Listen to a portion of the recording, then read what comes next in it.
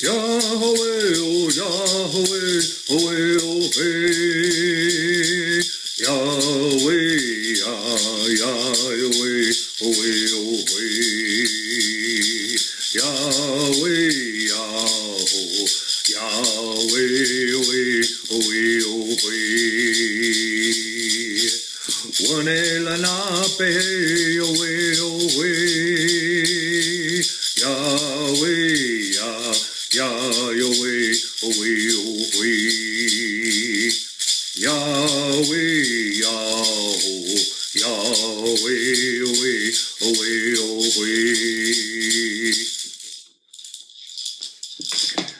Hey, kulamasioman hutch, namohomo, duluensi alushi oquis, sakima lanapeok. Nululindamuhana, eli pauqua lanap ehokin. Kulamasiho, watch homohomo, enda au piaku. Hello everyone. I greet you in the Unami Lenape language. My name is Curtis Zuniga. I am co-director of the Lenape Center in Manhattan, New York. On behalf of Lenape Center, I am pleased that you all are here in Lenapehoking, the original and eternal homeland of the Lenape. I hope you all are well and that you continue to live well while you are here. In this time of a global pandemic, which has changed our current lifestyle, I send this video greeting on behalf of Lenape Center. We extend our sincere appreciation to the graduating class at Columbia University School of Social Work. We also want to extend our encouragement and support to you as you enter a world where your service is needed in a compassionate, caring, and respectful way. We, the Lenape, and many, many indigenous societies have suffered and endured centuries of pandemics, biological warfare, expulsion, extermination, diaspora, and erasure. But the enduring spirit of our Lenape ancestors keeps our work going as a tribute to those ancestors. We are still here because of them and because of that enduring spirit. And we encourage you to keep the faith as you serve your respective communities and endure this difficult time with hope and perseverance. Wanishi. Thank you.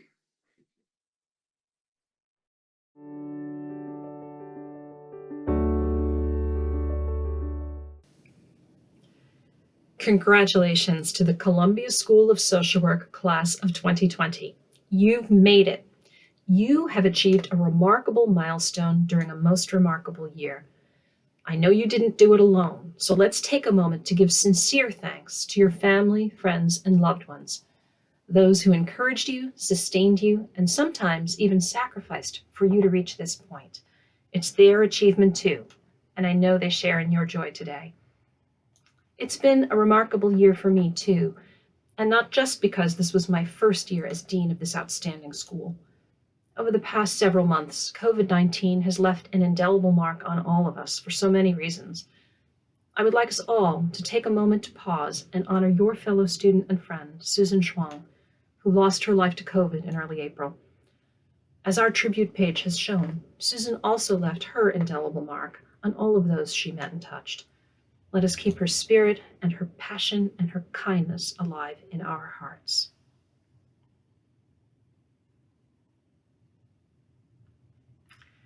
Over the past few months, the great pandemic that many had predicted and feared finally came to be.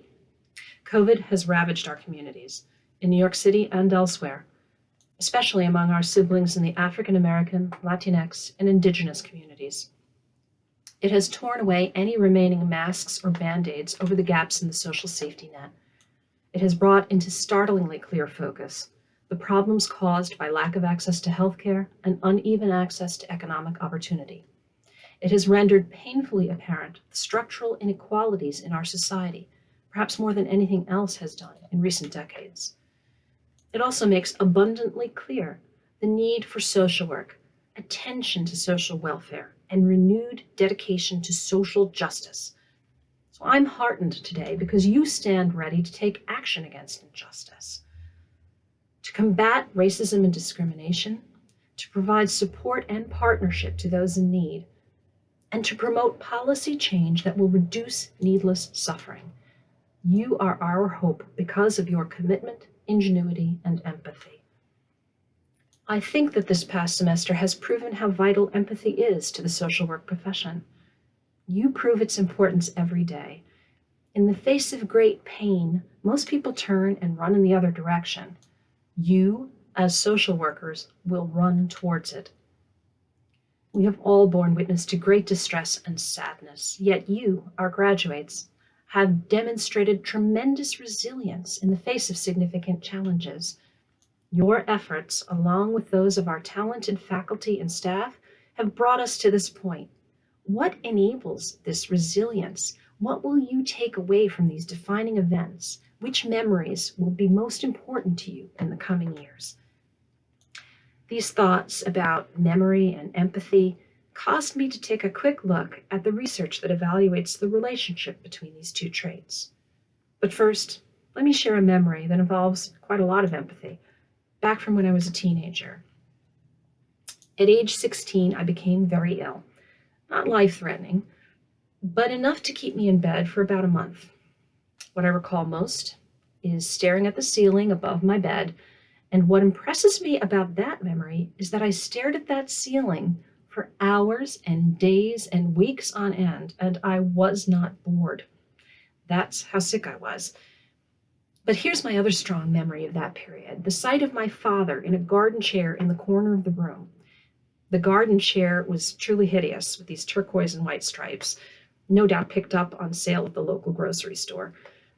Every night, my father would pick up that chair and bring it to my room and read the paper at the end of my bed. He would read as I continued my relentless study of the ceiling. He knew I would not be in the mood to talk or even to listen, but he wanted to be present with me, to make me a little less lonely. It was loving and calming and reassuring. And as you can see, I never forgot. What is the connection between empathy and memory? Psychologists and neuroscientists tell us that there are two kinds of empathy: cognitive and affective. Cognitive empathy refers to the conscious intellectual effort of imagining how someone else feels in a particular situation. Affective empathy is the actual ability to feel as that person feels. Both types are, I'm sure, highly prevalent among social workers, and both types relate to short-term and long-term memory in different ways. It turns out that emotional stimulation can enhance the formation of long-term memories. For short-term memories, the picture is a bit more complicated. Empathic pain can exert either a facilitating or an impairing effect on working or short-term memory, while the ability to take another's perspective has been shown to improve it. Why does this matter? I would argue that it matters a great deal now. Having empathy can improve our tendency to engage in pro-social helping behaviors. Helping behaviors are empathic responses designed to relieve suffering in others, exactly what social workers do day in and day out. And given what we are now experiencing with COVID-19, we want and need to promote these helping behaviors widely for the good of one another. Let's take it one step further. Why should this matter to you right now? Memory helps to fuel imagination. And imagination allows us to conceive of a better future. And conceiving of that future is the first step to achieving it. You have all formed intense memories of your time here at Columbia Social Work. Memories that are deeply influenced by COVID and its consequences. You must use these memories to reimagine the future, a future in which empathy and equity are paramount. Though you may feel discouraged, don't give in. In the words of Nelson Mandela, It always seems impossible until it's done. You can bring a kinder, better future to reality. This brings me back to another memory, again of my father. This one takes place decades later, with a man in his 90s and a daughter in her 40s. The ugly turquoise and white chair is gone, thankfully. But the man, my father, has suffered tremendous memory loss due to dementia. He stares at me and says, "It's funny. I look at you and I don't know who you are, but I know when I look at your face that I love you." Further proof of the strong connection between empathy and memory, and proof that the most important memories will persist beyond all expectation. Your memories of this time will persist.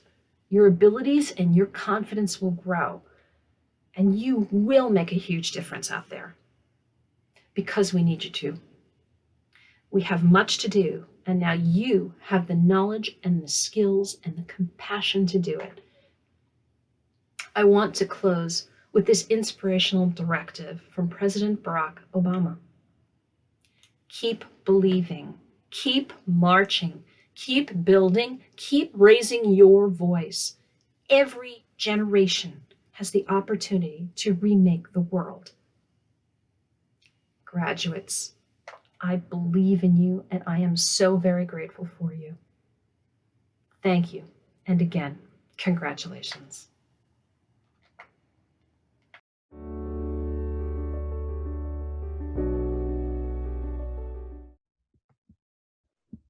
Hello, everyone.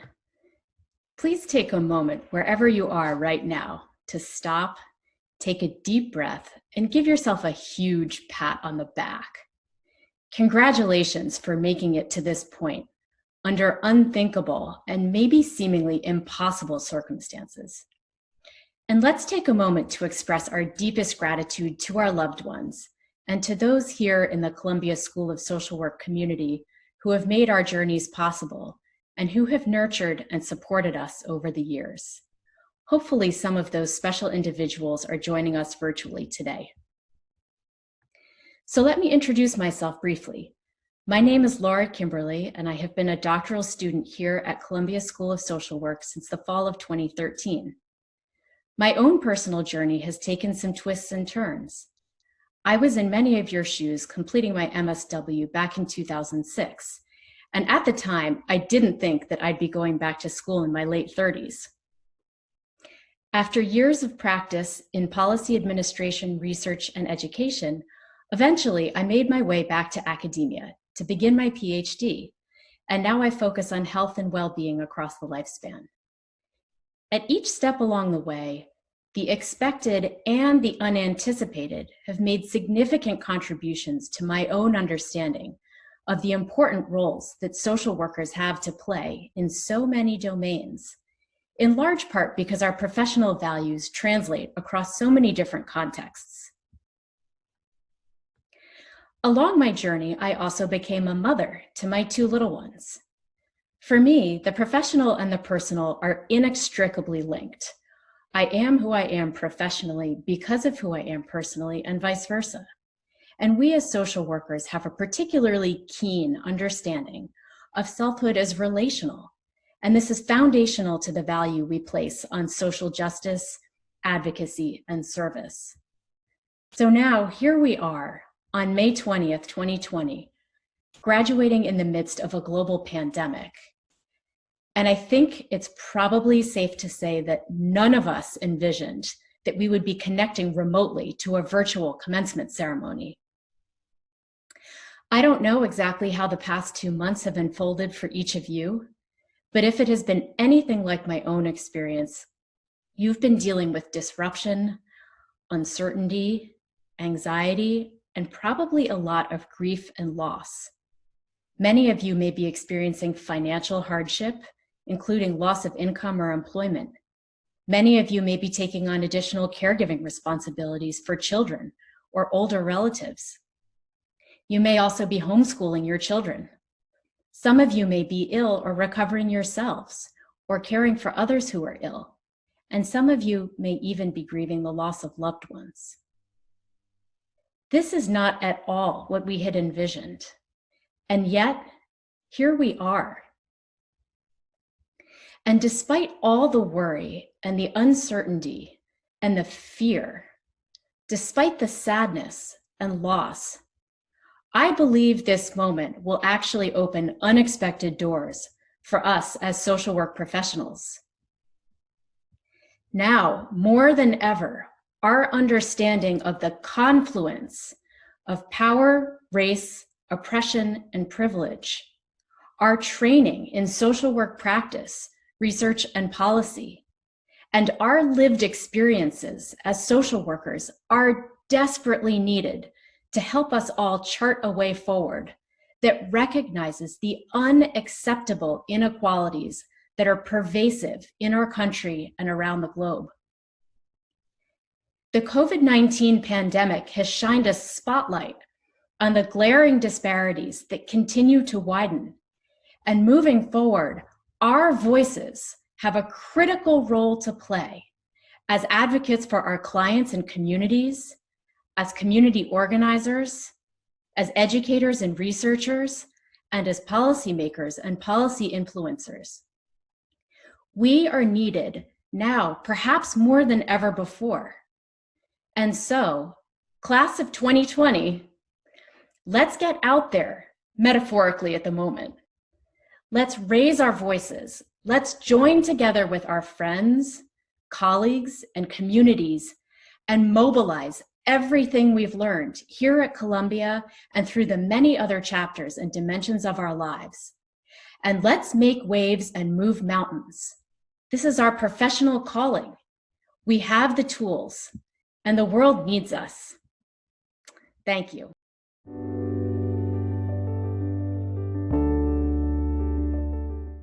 Good afternoon, graduates, faculty, staff, family, and friends. I'm Sherry Simon from Brooklyn, New York. I hope you are all doing well today. Only 5 short months ago, we were all counting down towards a new decade. And now, here we are, and the entire world as we know it has changed. We all had to make swift decisions during stressful times, and now it's like we're on a cliffhanger. We were forced to terminate with clients, professors, staff, close friends, and classmates awkwardly through virtual spaces. We didn't get any proper goodbyes, and honestly, that kind of hurts. But despite how much everything has changed, one thing has remained the same: our commitment to social justice. And that is why the world needs us now more than ever. And here we are in our caps and gowns, as if it were our armor, ready to conquer the world. We have never shied away from answering a call to serve. Let us not start today. As I wrote this speech, I thought back to August 2018 for the 2-year residential orientation. That hot day in the International Building before the fire alarm was pulled, to the mountains that we have moved since being in this program, and that warmed my heart. And then I thought about the advanced standing student orientation, their first day all the way to now. They've achieved so much in just 1 year at CSSW, and that makes me honored. And then I thought about the unique journey that my online extended 16th month transfer and reduced residency classmates have taken, and it makes me proud to call you all my colleagues. We may have not started this journey all together, but we are finishing together. We are forever bonded as the class that charted unprecedented times together. We started CSSW eager yet nervous, and truthfully, COVID-19 has brought us all full circle. We are now unsure of what the future holds. But now we are so much more equipped to handle what life throws our way. If social work has taught us anything, it's how to handle crisis with limited resources. Our time at Columbia has been marked with ups and downs, but we've always come out on top. Through the tears, the laughter, the stress, and the joy, we have built our resumes, our integrity, our character. We enjoyed boat rides, wine and cheese receptions, and we survived way too many process recordings, psychosocials, case notes, group projects, readings, and late nights.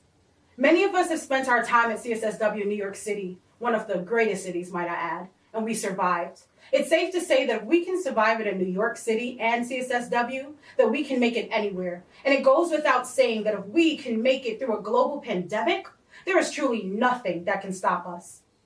Did you all know that before all of this, they called 2020 the year of perfect vision? How powerful is that? Class of 2020, we are the class of perfect vision. As we embark on our careers and pursue further education, we must do so with perfect vision. Not just vision to see what's in front of us, but vision to see past that. Vision to see a future that feels like it may never arrive, but nevertheless, we must persist. Vision to see humanity and people even when policies and laws attempt to strip it away from them. Class of 2020, it is our responsibility to be visionaries.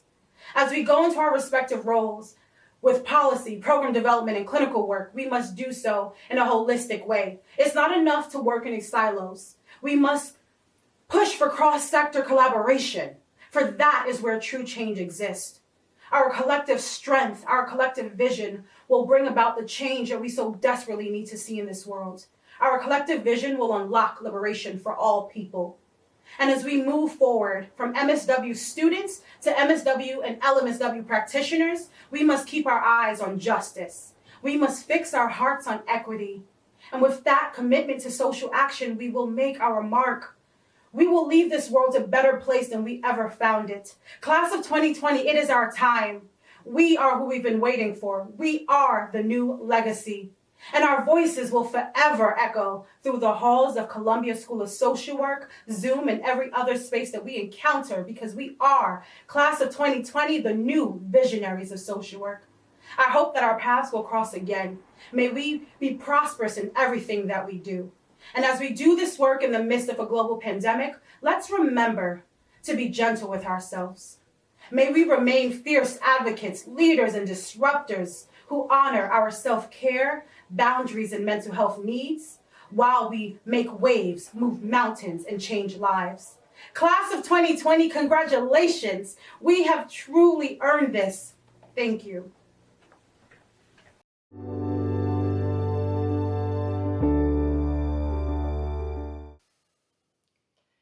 At this point in the program, it is my very great honor to introduce the Columbia School of Social Work 2020 commencement speaker, Professor Ruja Benjamin.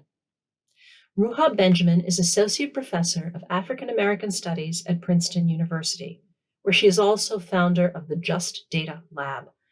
She has authored 2 exceptional books. First is People's Science, Bodies and Rights on the Stem Cell Frontier.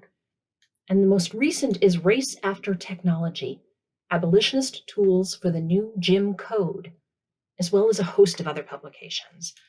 Her work investigates the social dimensions of science, medicine, and technology, with a focus on the relationship between innovation and inequity, health and justice, and knowledge and power. Professor Benjamin is the recipient of numerous awards and fellowships, including recognition from the American Council of Learned Societies, the National Science Foundation, the Institute for Advanced Study, as well as the President's Award for Distinguished Teaching at Princeton. We are delighted that Professor Benjamin could join us today. Her exciting scholarship on race and technology and her advocacy for a more socially conscious approach to technology development both resonate strongly with our mission here at Columbia Social Work. Please join me in welcoming this outstanding scholar and advocate for social justice. Columbia School of Social Work, Class of 2020, congratulations to each and every one of you, your family, friends, your entire squad. I'm honored to celebrate this moment with you, in part because of how vital the profession of social work has always been, but especially now.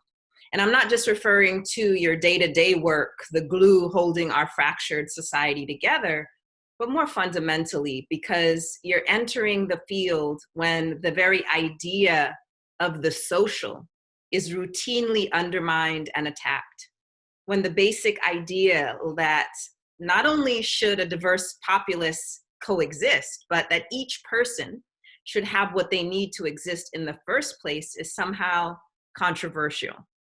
As I was thinking about what to share with you today, I flashbacked to this moment in the documentary, The Great Hack, which you should all definitely watch. There's this moment when the narrator is explaining the goal of those using fake news to manipulate the electorate during the 2016 election and Brexit vote on both sides of the Atlantic. The aim of these disinformation architects is to break society. According to Steve Bannon, for example, it is only when you break it that you can remodel the pieces into your vision of a new society. Of course, their new vision of a society is nothing new, just more white supremacy, more class warfare, more patriarchy, more imperialism. And to get more, they need to break or continue to break the social contract by deepening divisions and amplifying hierarchies using what might be better called anti-social media. The point being, there are powerful people and organizations working overtime to undermine the very premise of society. What then does it mean to be a social worker in a context when there's a deliberate campaign to break the social? For starters, I think it means thinking about your profession beyond a specific set of skills or credentials. I think it entails a keen understanding that many of the policies and structures that govern our lives are working against the social, pushing a corrosive individualism cloaked in the language of freedom. This was true before the pandemic and has only intensified since. Social work can and should challenge the corrosive individualism that infects every area of our lives. Social work can and should work against the revolting distortion of freedom talk, which is really just the freedom to go to work without sick leave, the freedom to nurse the ailing without protective gear, the freedom to grow the nation's food with the looming threat of ICE raids, the freedom to be warehoused in prisons with no way to socially distance, the freedom to be stranded in nursing homes with no way to avoid contagion, the freedom not to care as the most vulnerable die off. The aim of this strain of freedom from mutual obligation, is to break society, to erode mutuality, to grind down our ability to care for one another, to eat away at any notion of a collective good, and to destroy the institutions upon which our society depends. In this context, social workers are not only on the front lines of a global pandemic, but at a much more fundamental level, you're called upon to be champions of the social contract itself. The fact is, ours has never stopped being a eugenically structured society designed for the fittest to flourish and the vulnerable to die off. Whereas in a past era, social workers have aided and abetted eugenic policies of classification, sterilization, and institutionalization. Now, you have an obligation to reject the practices and policies that continue to perpetuate a survival of the fittest eugenic society.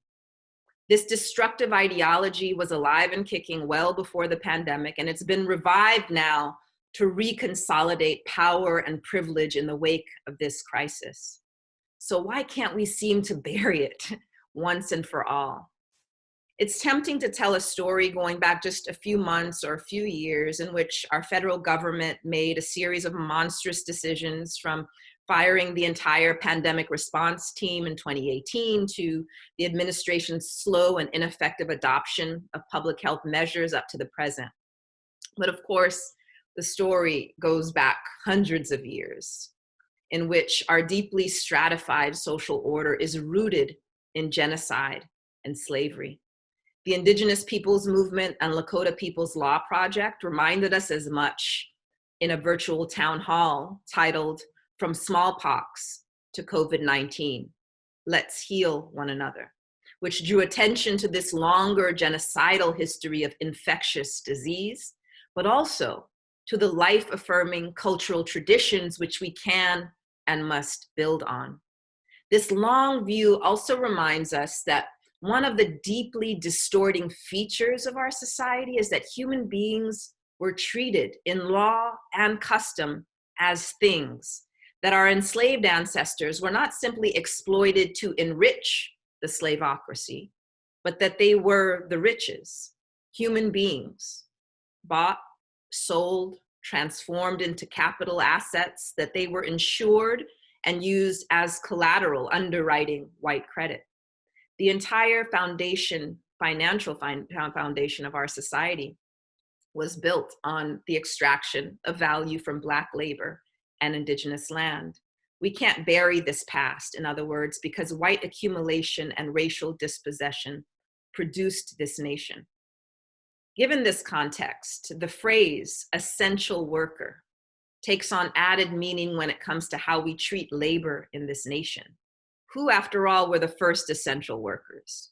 Essential to exploit, essential to sacrifice, essential to coerce, essential to gaslight, essential to romanticize, essential to resist, essential to organize, essential to protect, essential to pay, essential to care.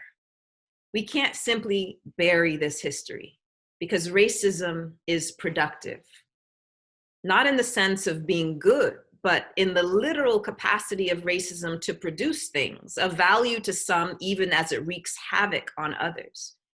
We're still taught to think of racism as an aberration, a glitch, an accident, an isolated incident, a bad apple in the backwoods and outdated, rather than as innovative, systemic, diffuse, an attached incident, the entire orchard, in the ivory tower, forward-looking, even viral. In sociology, we like to say race is socially constructed, but we often fail to state the corollary that racism constructs. In the context of the pandemic, we know who racism is harming, but who is it benefiting? What is it producing? If we only look at the underside, we miss seeing who racism is enriching, whose lives it is extending. The combined effects of racism and capitalism intersect and infect every aspect of the pandemic. Who has access to personal protective equipment? Who's treated with care and dignity when they go to the hospital? Which businesses are receiving bailout? Which students are able to transition to remote learning? Who police are arresting for social distancing violations? For those of us sheltering in place, who's growing and packaging our food? Who's delivering our mail? Who's working in nursing homes? Who's disinfecting public space while the rest of us sleep? Who's keeping public transportation running? Who's picking up the garbage? Who, in other words, is holding society together? Essential, but devalued. As the poet M. Norbisi Phillip put it, if we were truly in this together, we would not be in this together. This reality, however, isn't inevitable, rather the outcome of choices that people and institutions make to invest in some things, but not in others. But together, we can and must insist on radically different investments as part of what it means to do social work.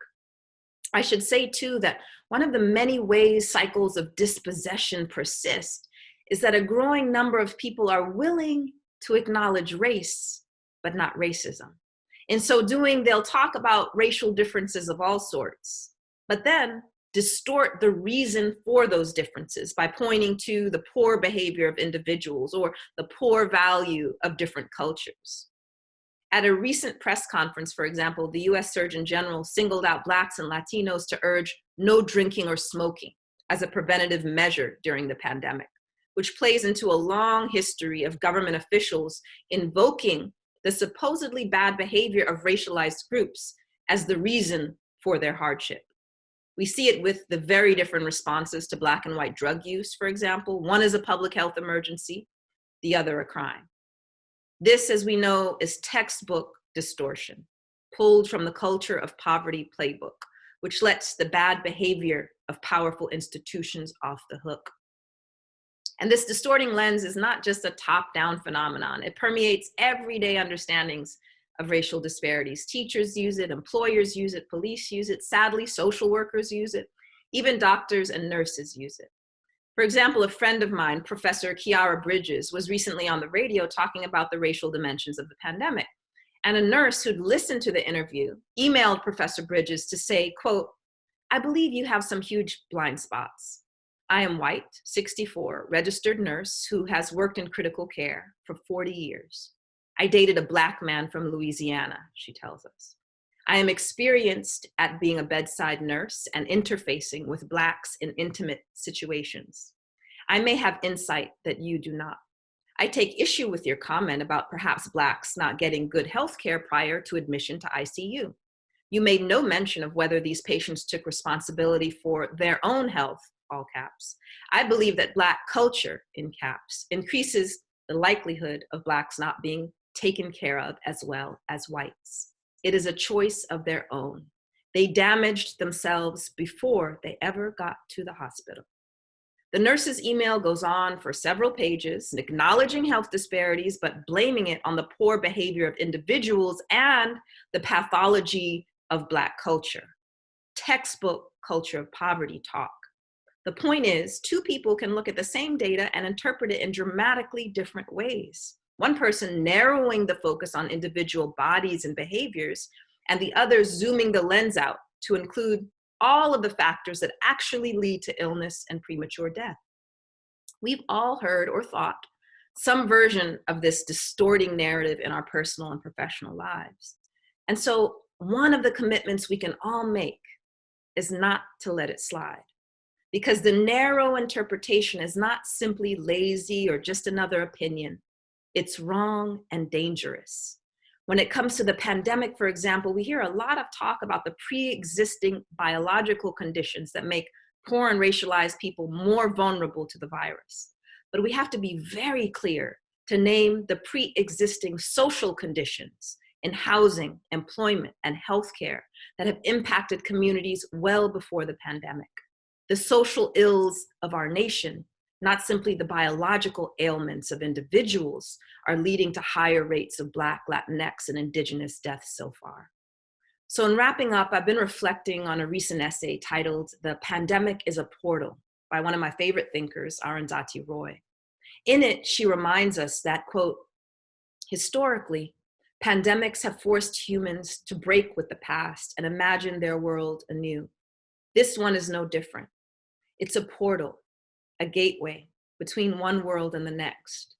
We can choose to walk through it, dragging the carcasses of our prejudice and hatred, our avarice, our data banks and dead ideas, our dead rivers and smoky skies behind us.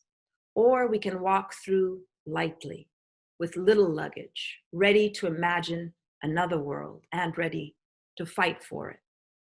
To do this, though, I think we have to reckon honestly with all that we've been carrying, because if not careful, we almost certainly will carry with us dead ideas, sometimes disguised as new and enlightened. When we have a more expansive understanding of what ails us, we can develop a more transformative approach to healing. Even the fact that we have a hard time imagining a society with universal health care or a world without prisons is a reminder that our imagination of what is possible is constricted. Imagination is not an ephemeral afterthought that we have the luxury to dismiss or romanticize, but a tool, a resource, an animating part of social work.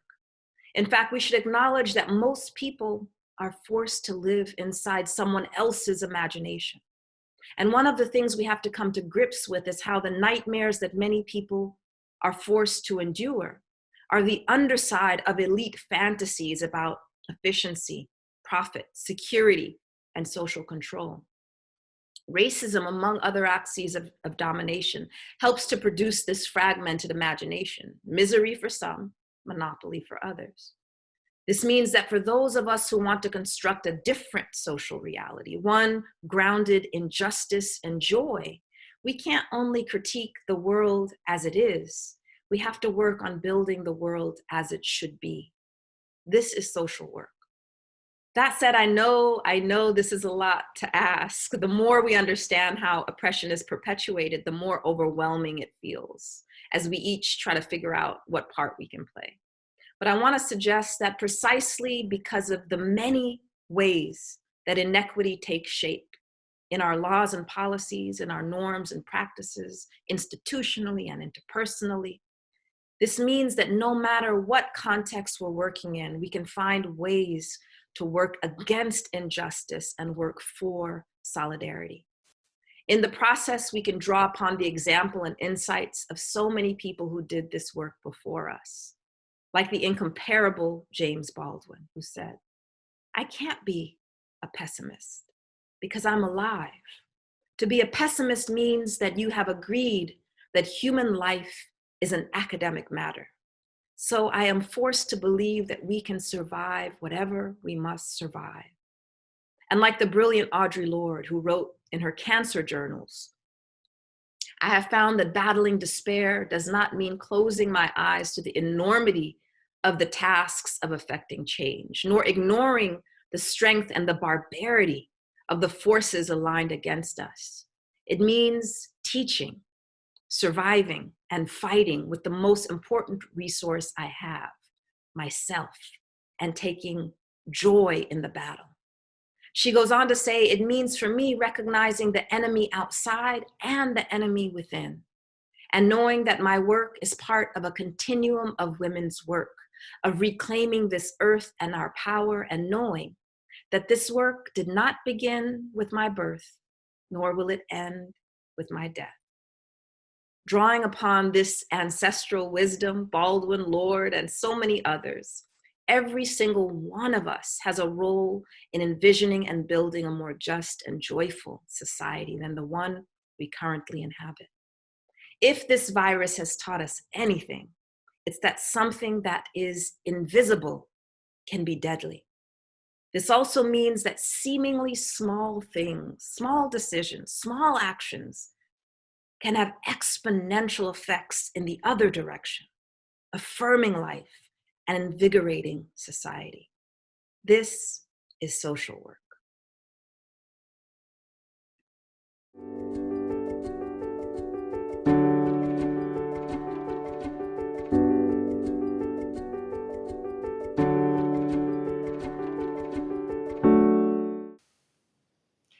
Each year, the Columbia School of Social Work bestows several awards to recognize the extraordinary work of its students. It's my great pleasure to present both the Campbell Award and the Hoffman Award for 2020. The Campbell Award was established by the university trustees and the board of the Columbia Alumni Association in 2016.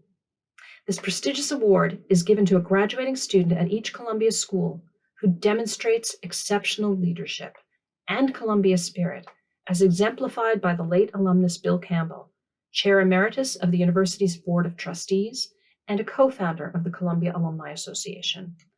I am delighted to announce that this year's winner is Brian Anderson.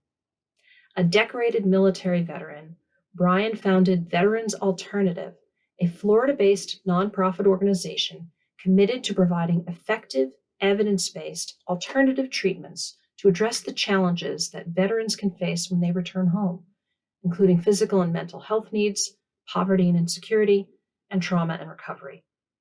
Through Brian's leadership, Veterans Alternative implemented a state-funded wellness program for veterans and successfully lobbied Florida legislators to fund studies on PTSD and traumatic brain injury.